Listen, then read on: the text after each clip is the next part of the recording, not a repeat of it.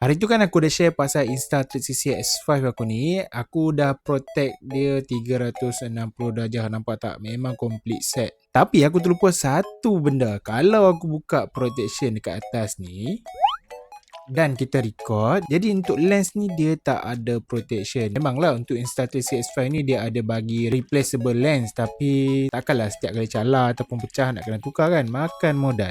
Jadi aku pun dapatkan satu lens guard. Yang ini lens guard daripada Flymil, tapi dekat atas ni dia daripada BRD RC, mungkin anak syarikat bawah Flymil lah.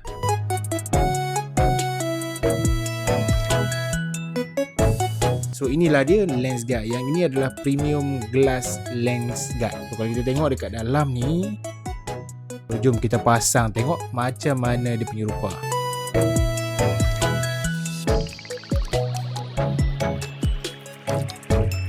Okay, so dah siap pemasangan lens guard untuk Insta360 X5. Nampak tak? Kemas elok, cantik je, terletak elok.